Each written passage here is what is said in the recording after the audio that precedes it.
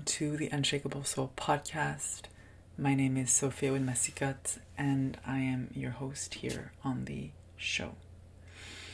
Today, I am going to talk to you about feminine cyclical wisdom, specifically related to the winter season.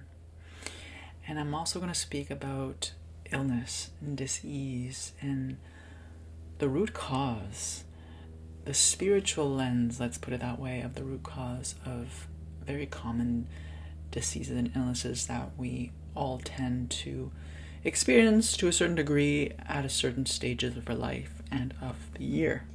Okay? And at the end, I want to share with you simple tools and practices that you can take with you and implement in your day life to preserve your health and prevent dis-ease, okay, and strengthen your immunity. So I want to start this by really looking at what is dis-ease, what is illness, where does it come from? And I mentioned I'll be taking a holistic lens. And really what I want to emphasize here is, yes, there is the physical manifestation that is what we tend to be able to see. And then there's the non-physical manifestation, which is much more subtle.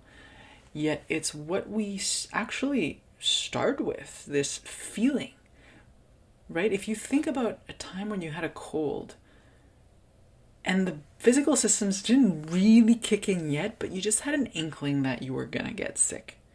Like, that's what I'm speaking to. And this could also be related to anything else, where you just have this feeling.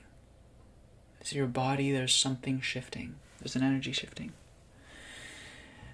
So this holistic lens that I want to invite us on in terms of our health is very empowering because it brings us back into the driver's seat of our health. Instead of us going directly to the doctor right away, not to say that you shouldn't go see your doctor, whoever that may be. You may trust them a lot and trust Western medicine, and you have certain pills you take. By no means am I saying stop it. What I'm offering here is a pathway back to empowering yourself with self-knowledge, getting so attuned with your own body, and using nature and the seasons and the moon as well as compasses back to the barometer, which is your body, which is gauging the temperature and all the energies that are going on here. And with the right tools, you're able to manage and regulate your own system by yourself with the support of these tools, okay, and lifestyle practices. So, without further ado, let's dive into dis-ease, okay? Very, very simply put, from a holistic and spiritual perspective, dis-ease, so disease, you just cut it, this word, you can look at this word as dis-ease, which literally means a lack of ease, okay? And I also like to bring in this word, because I love it so much, harmony. A loss of harmony. And you may ask, well, harmony with what? With nature, with life, with all the elements that create who we are. There's an imbalance, an energetic imbalance within your cells, within your body. There's an imbalance that is happening, that is bringing you to a state of separation, that is not allowing your system to be cohesive and whole. In a cohesive and whole system that is strong and grounded and rooted, that is allowing energy to flow fluidly, that is a strong digestive system to digest all the toxins and shit that we ingest inevitably in our lives, there is no way for an intruder, quote unquote, to come in. Okay? But for a lot of us, we are in the spectrum of dis-ease. And we can experience harmony bits and pieces throughout our day, throughout the month, the weeks, the year. But a lot of the times, perhaps what you're very familiar with is dis-ease on a physical, emotional, mental, or spiritual level. And again, the holistic perspective doesn't separate these. We start realizing that, oh shit, my physical symptom is actually related to my emotions, which is actually related to my mind, which is actually a deeper relation to the call of my soul. Oh, okay. But I'm separating them just so that you see that we are, as a human being, this whole complex system, this ecosystem that's very much alive and breathing. And that when we are more attuned with our own bodies and with whatever's going out outside of us, we can make the appropriate changes in our habits and behaviors and actions at the end of the day to bring about a deeper sense of wholeness and harmony within us. Okay, and that in turn will help prevent dis-ease. Okay, so rarely then is illness only about the germs. Okay, it's often reflecting, for example, unresolved emotional experiences, suppressed feelings or grief, chronic stress and overwhelm, energetic congestion. There's an energy blockage somewhere. Spiritual disconnection, threefold: from myself, my truth, my authentic self, from others, so I see myself somehow as a separate island from the collective, and from the divine, or whoever you believe is a higher power, creation, the creator, God, Allah, Buddha, whoever it is. Okay? And these three are not separate, but that's going to be a conversation for another time. Drop me in the comments if you want me to go into there. So, and the beauty when we get ill is that there's a beautiful opportunity to reconnect. Okay, to really go to the source of our dis-ease. Not just scratching the superficial aspect of like, my foot hurts. Okay, well, let's get into that. Like, what is your foot trying to tell you? What does it need? So your body becomes the messenger when something within you hasn't been given the attention it needs. Okay, so from this lens, illness is not the enemy. It's not about wanting to get better just to get out of this space that we don't like. No, it's, can I stay through this malaise or period of dis-ease long enough to take out the golden nugget?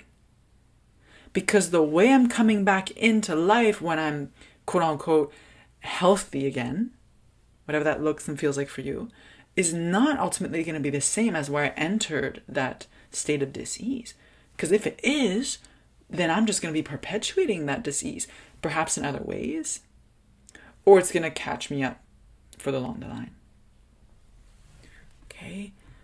So really, the cold, the flu, the ache in your back, in your joints, whatever it is, the arthritis, it's really an opportunity to get really connected with your body and to actually develop a newfound relationship with your body and with yourself in all the aspects.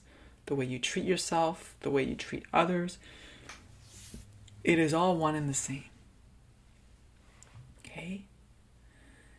So the opportunity is, okay, let me address the emotions I've wanted to suppress for so long. Right? Let me release these old patterns. The patterns of always doing. Or saying yes way too much to things that I really don't want to say yes to. It gives you the opportunity to realign with your truth. Right? To restore peace and softness in your body. To build this deeper, reverent love for this temple you get to inhabit. Okay? And the magic and gift in winter, if we bring it now to the seasons, is that this is the best time for that inner work. Because the veils are thinner, the noise quietens, and the invitation to go inwards feels natural. Your body wants it. Your body needs it. Especially if the summer was a lot of rah-rah, and then the fall was kind of like, whoa, destabilizing, trying to find your ground again. Winter's like, and now I rest in this stillness, and I'm patient, and I trust the cycles. I trust what is dying, what is done. If I shed in the fall, if I let go in the fall, then I am going to enjoy a very peaceful winter. Now, if I did not shed in the fall, my winter may be amplifying shadow work to a degree that it's very uncomfortable, and that actually brings me into depression.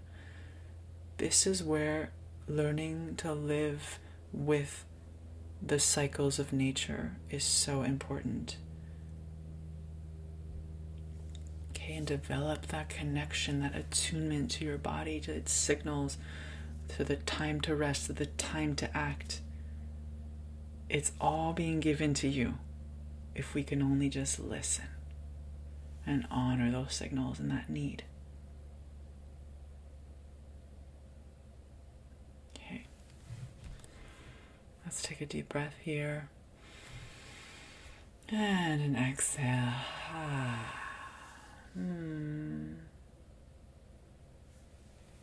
Okay. So weaving into this conversation, I wanted to bring in feminine cyclical wisdom. Okay, this is the foundation of my work and of what I teach women, as well as archetypal embodiment. Feminine wisdom is intuitive. It's ancient. It's felt in your bones, in your body. It's a gnosis that is hard to put words to. It's quiet.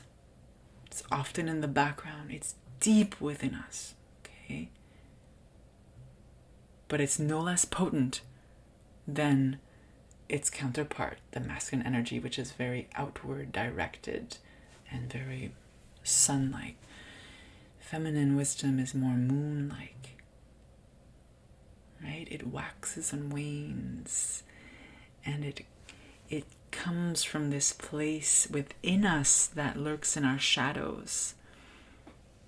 Okay, that's why we see the feminine awakening as a descent or as a spiraling path downwards. I descend to the hidden parts of myself. You see the moon in the sky that illuminates. So I'm illuminating in the darkness of the night parts of me. So archetypes, these parts of me that I have perhaps shamed, denied, or dismissed based off of certain fears of abandonment, betrayal, rejection, whatever it is. This is deeply woven in our DNA. It's ancestral. But hidden in the shadows also lies our gifts. And when we have the courage to go within and to alchemize the pain, the hurt, everything that we've experienced from this lifetime and from past, because it all lives in the lineage, I then can rise in my authenticity and share my unique gift to this world. So I become a healing force just on my presence alone, in my voice, in the way I move in the world. Okay? And that spiral path, the spiraling inwards to spiral then back outwards, has its own seasons, has archetypes tied to them. The reclamation of various parts of self so that I rise in wholeness. Within this cyclical framework lies the winter season, which is the darkness, related to the dark moon, the new moon, where no light is seen in the sky. She's hidden. We know the moon's still there. It's just here on earth we don't see her. Okay? And this is the time of deepest wisdom of the feminine, when you have the greatest access to your feminine gnosis. This is where there's the void. You enter into the void, into the dark abyss, into the no thing. But from the no thing, you can birth everything. This is the creative potential in the seed that germinates in the darkest nights, where the soul's flame flickers just a bit brighter. Okay, this is the time of the crone, the wise and elder that comes inwards into her cave. The medicine woman, the shaman.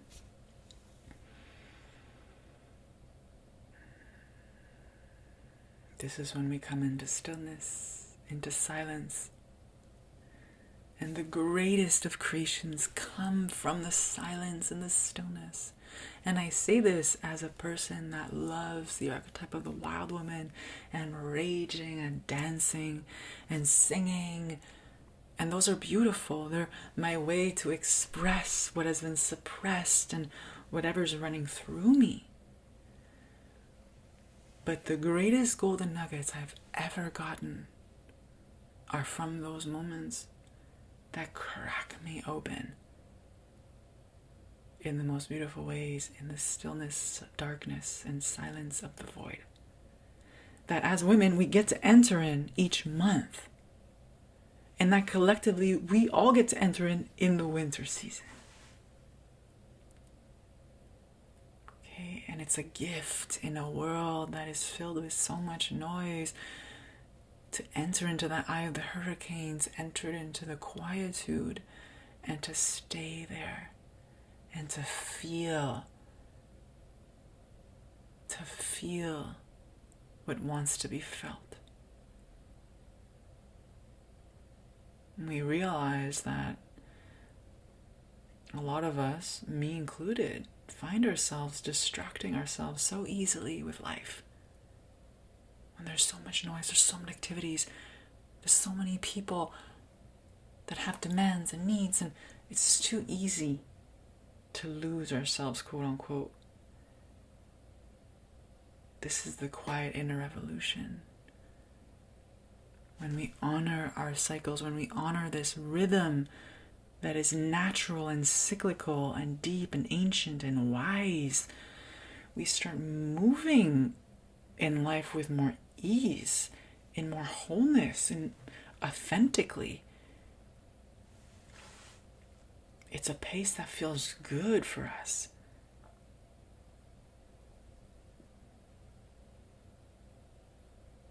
Okay? And this is not about not giving and not sharing and just being with yourself. No. You realize that this restoration we're offered during the winter is vital for any new endeavor to flourish, whether it's a project, a business, a family, a relationship with another, a newfound relationship with yourself. Taking the time in the quietness of winter, when you're offered more darkness and an environment outside that's conducive to reforge a strong foundation within yourself, then you notice that everything else flourishes. But any change you want to effect out there needs to begin within here.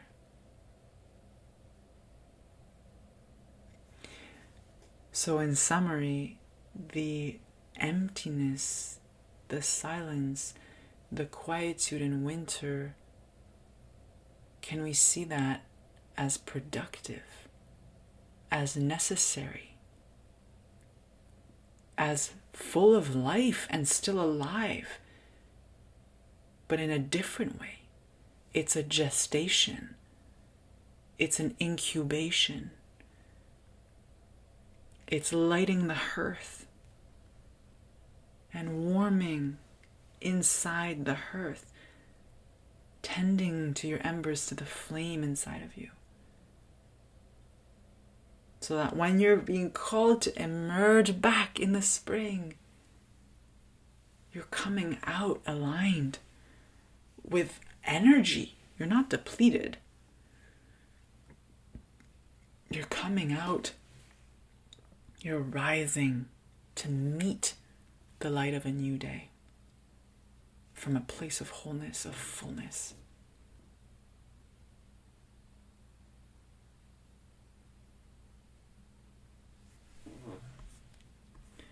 Let's take another deep breath in here. And exhale.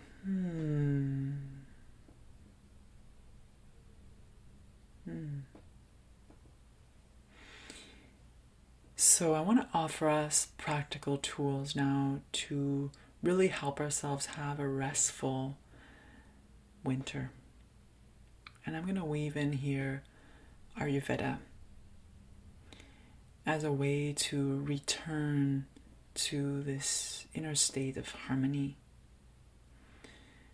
And Ayurveda, put very simply, is the science of life. It's about knowing yourself and realizing your connection with the all of everything. And it's based off of one simple principle: like increases like and opposites balance.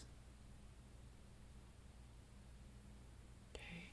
And Ayurveda teaches us that health is the natural state of harmony between your mind, your emotions, your body, your spirit, and nature. So you're not separate from nature. We are her. We house all the elements from which creation, everything you see, has been created. Earth, water, fire, air, space. Space being number one through which everything else is created. That's why a lot of the times when you're, let's say, in an argument, it's like, oh, you need space. Okay, you need space, you need to clear the air. So when we start reconnecting with those elements and start noticing how they play within my body, then I have access to a whole new level of connecting with my environment. My environment in me and outside of me. And with the right tools and practices, I can pool on 1 or 2 or 3 during the day, during the week, during the month, to help me remain in this state of harmony.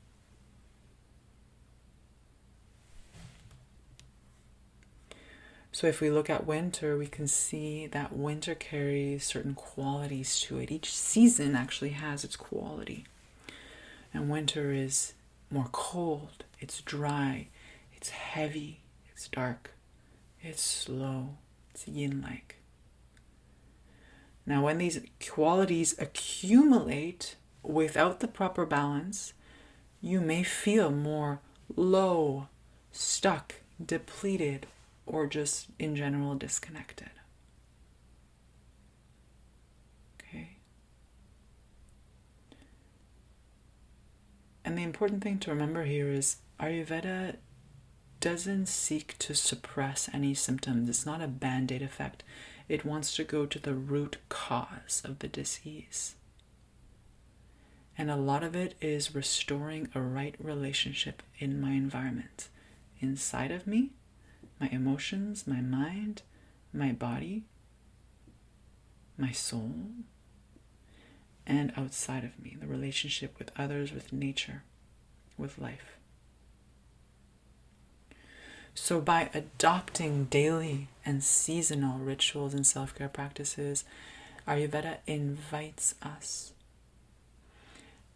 to protect and strengthen our vitality, our life force energy, to prevent disease, right? To protect our health. It invites us also to become more discerning to where I'm actually spending my energy. What activities and people and places deplete me and which ones nourish me. It also invites us to open our hearts to meaningful connection, that we start living a life that's more intentional, more purposeful, more meaningful. And ultimately, to be of greater service to humanity. Because now you have enough energy to actualize your potential, to share your unique gifts. Not from a place of depletion, from a place of victim, from a place of scarcity, of forcing, of fearing you're behind. No, from a place of overflow, of wholeness, of this is my sacred duty and I'm devoted to this. Whatever that is for you.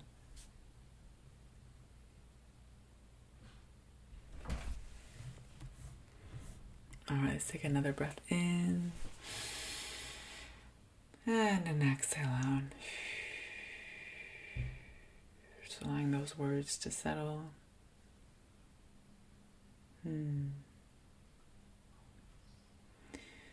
So at this time, I want to offer us to end a couple practices. So simple practices that you can do to help you restore that balance and harmony within, specifically for winter. Okay. So number one is warm and nourishing food for a strong digestion. So in winter, your digestive fire, which is also known as Agni in Sanskrit, is naturally stronger because the energy is drawing inwards. Okay? And having a strong Agni, a strong digestive fire, supports your immunity. It helps, again, to burn off the toxins, the weights, everything that we're digesting every single day of our life. Okay? And this is not only food, this is also related to your experiences in life. So it's very much tied to as well your emotional steadiness, having a strong digestion, emotionally more steady, and mental clarity. Because if I'm not swamped by all these emotions that I can't seem to process, then I will have the clarity of mind to make the right decisions. But if I'm overwhelmed with all these emotions and experiences, my mind is going to be very overwhelmed. Okay, remember that interconnection. Nothing is separate.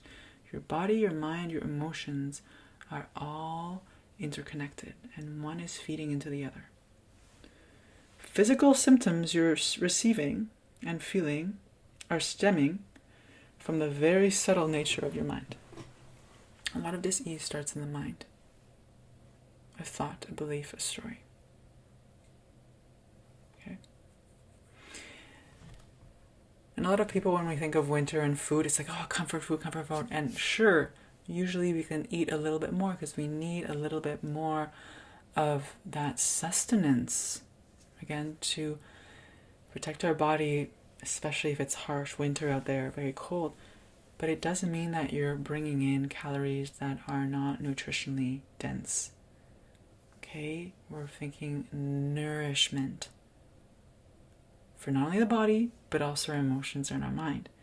And when we look at all these processed foods, it's the opposite of nourishment for our mind, body, and emotions.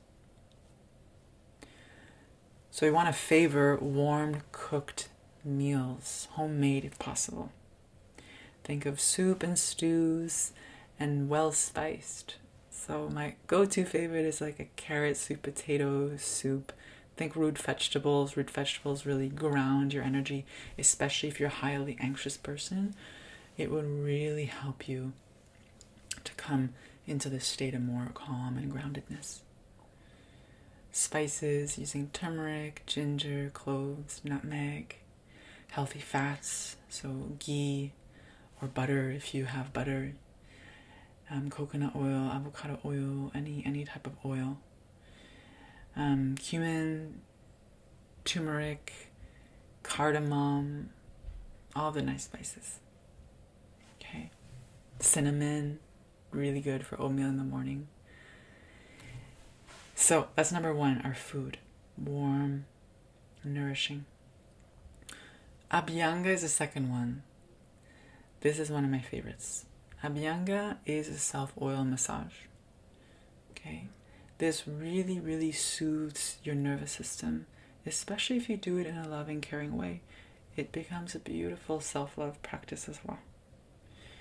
It nourishes your tissues, not only your skin, but if we remember that the skin is the biggest organ, we have a lot of tissues inside of us, very much deep into our being. And this also helps insulate us and protect us from any external viruses. And when we allow the oil to sink in, it actually nourishes all these tissues. So the way in which, I want to preface this also for these practices, it's not only doing these things passively, like, okay, cooking your meal, eating it. The intentionality and how you go about these activities is as important as the activity itself.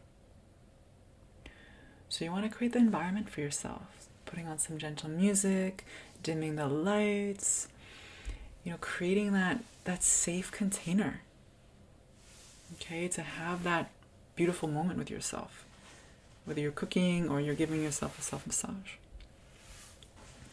Okay, so Abhyanga, traditionally it's done before a shower. I personally like to do it after my bath at night or after my shower in the morning. And I tie it with a mirror practice, so I actually look at myself. And really for me, having had my own story of body issue and dysmorphia, it's been really potent and powerful, the mirror practice. But feel for you, whatever feels supportive. Okay. The oils that you can use, whatever your mind-body constitution is sesame oil. Okay. Almond oil is also great. You could also use coconut oil. I tend to recommend that for the summertime because it's a bit more cooling. But apricot, almond, or sesame oil are great for winter. All right, number 3, salt baths. Salt baths are so nice. So especially beautiful around the new moon. Already around the new moon, your energy as a woman tend to be a bit lower. Remember, we're going inwards, introspection. If we look at winter, though, it's a lot of this energy as well. Now, you may not have the capacity to have a bath every night, but if you can have a bath once a week, or at least once a month around that new moon, that'd be great. Salt draws out the stagnation, okay? It brings this toxicities together and it takes them out. It's very detoxifying, and it supports as well your emotions. So there could be a profound emotional release when you have a bath. Okay? And again, the setting and the tone of this activity is so important as well. For me, I love to have a little candle, shut out the lights, and sometimes a little background music, like an ambient noise. But sometimes I'm just feeling complete stillness and silence. Okay? And it's so beautiful because you're allowing the water to hold you. Right? It's so... Try it for yourself and let me know what you think. I think they're so... I'm going to have one tonight, actually. Very healing.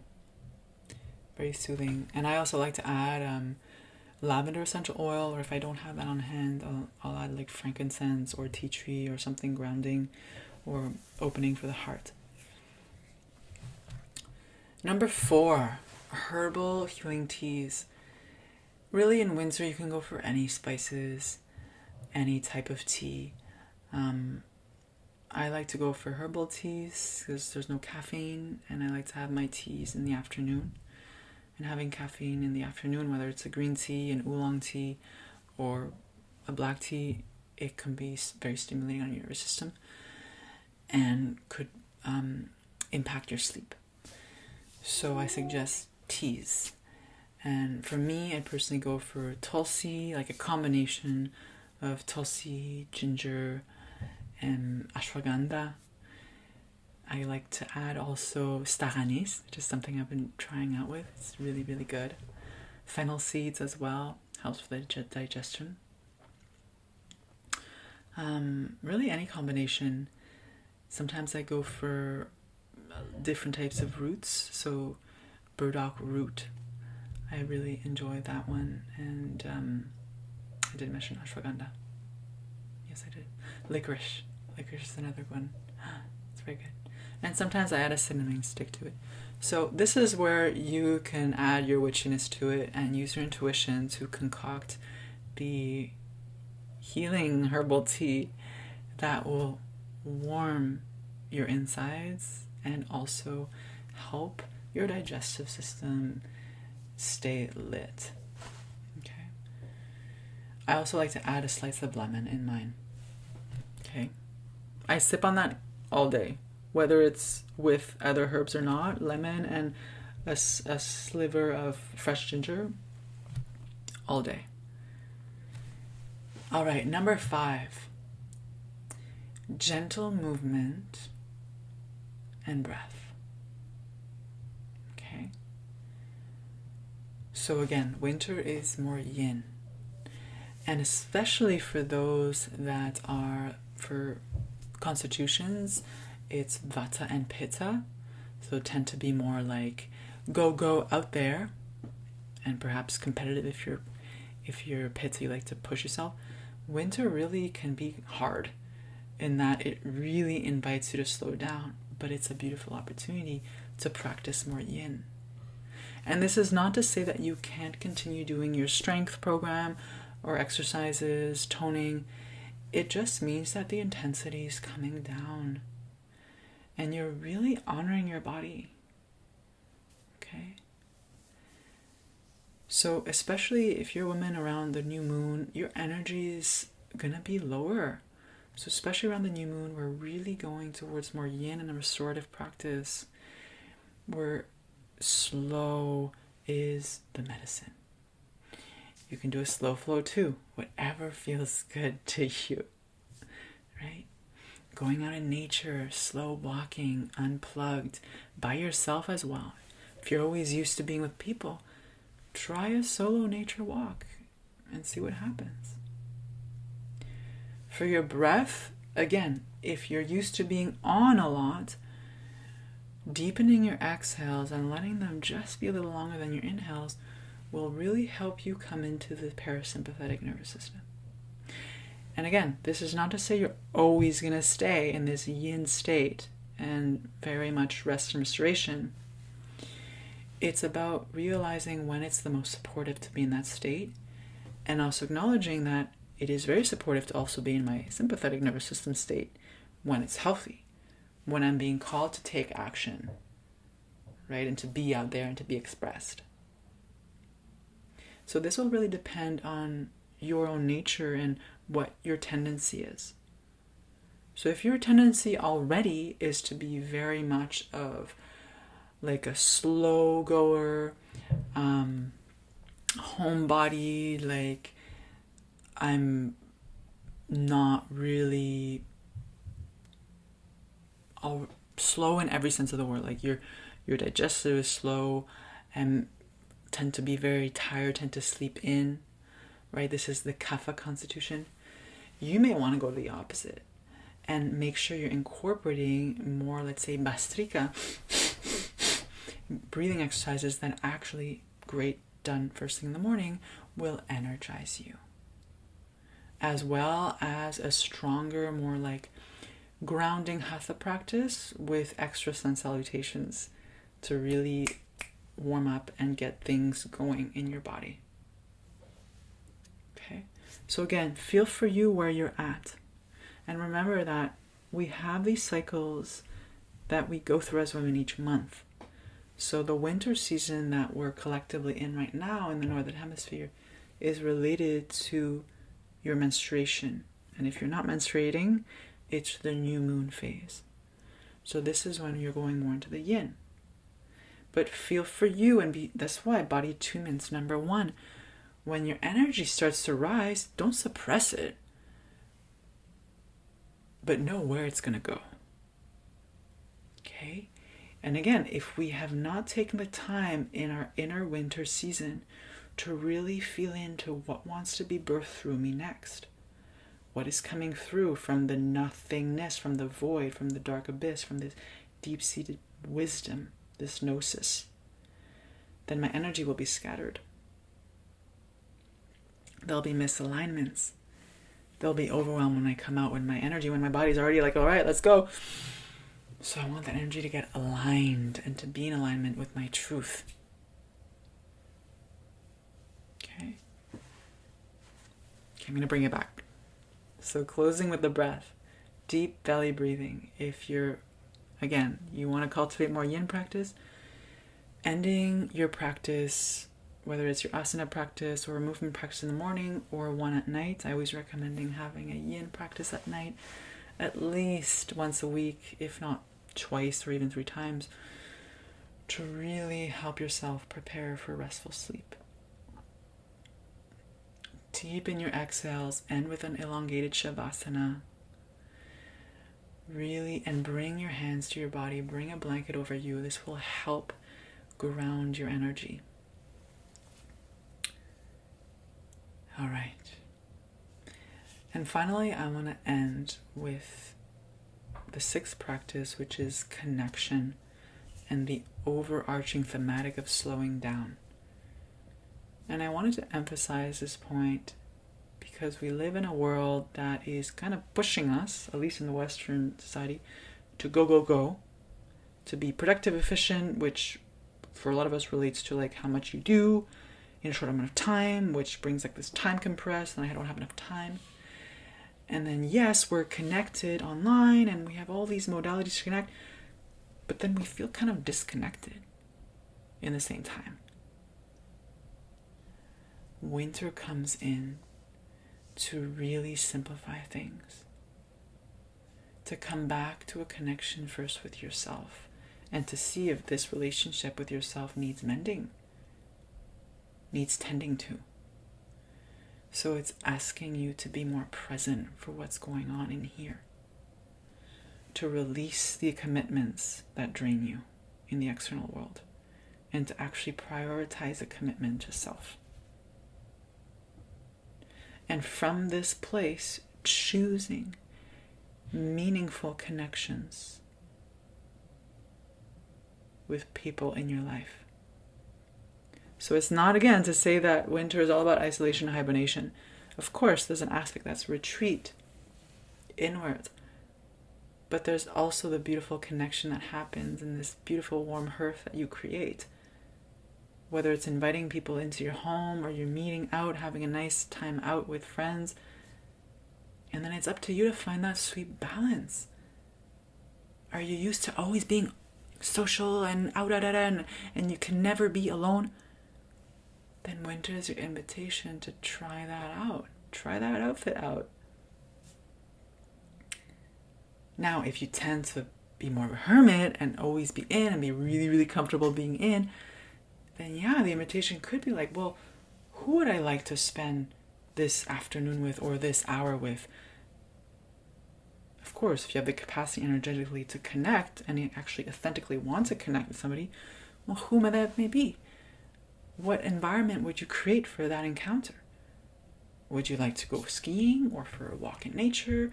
Would you like to invite them into your own place to have a warm cooked meal? You get to choose that. Okay.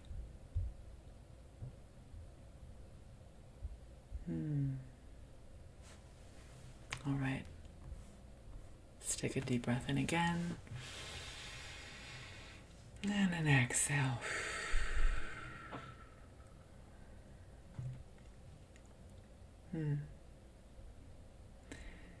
So to end, I just love to offer a couple journaling prompts to contemplate on, to journal on, that speak to your whole self.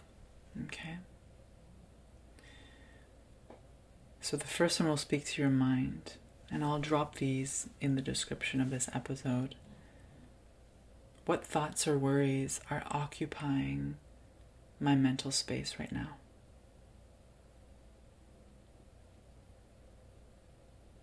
Number 2, for the body. Where do I feel tension, fatigue, or numbness? And what may it be asking for? Remembering that the body is a messenger. Number 3, for your emotions. What feelings have I been pushing aside instead of allowing to move through me? And you could also relate this to experiences in your life that you've maybe pushed away or put to the side. Because emotions is energy in motion, and that energy is perhaps coming from an encounter that you had, an experience that created this feeling.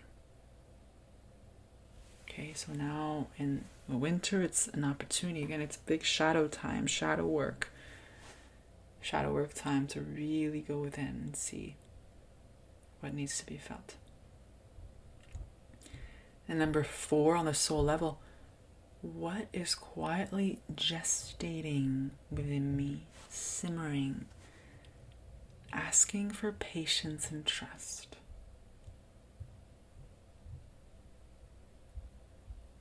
What is calling me? What is tugging at my heart? What am I tending to within me? And let your answers be honest. Knowing that when you write down your truth, you're already putting out actually mental load on a paper, so you're already disassociating from the emotion, from the story, from the belief, from the thought, from the desire, the vision, the goal, the intention. And that will help you with this clarity for your next steps, for your next aligned actions.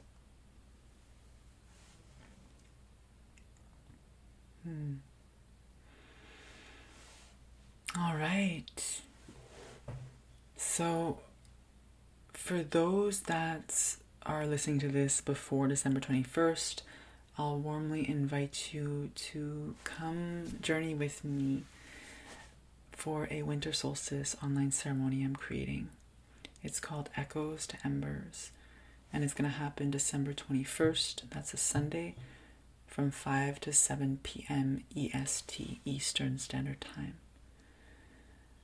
And this space really is created as a sacred pause to close this chapter in 2025 with grace and gratitude. So to release all of these experiences we've had and to learn from our experiences, this golden nugget that we're taking from us and the self-knowledge that we have right now. And to really start incubating from point zero, from the inner void, from the no-thingness, from a space of deep wisdom, and starting to nurture this flame, the soul's flame, the embers of your soul. Because that frequency, that energy that's going to come up is going to guide you into 2026. So we're opening 2026 with greater clarity, intention, and inspiration. And not necessarily inspiration from the outside world, but most importantly, from what's calling them from the inside. Okay. So if anything within you feels like, ooh, I'm curious, I want to dive into this space and see the magic that can be created here, then come join us. I'll leave the link in the description of this episode as well. If you know any of your girlfriends that would love to join us, always grateful to share the message forward. May you have a peaceful winter and a beautiful holiday season. And I'll see you soon.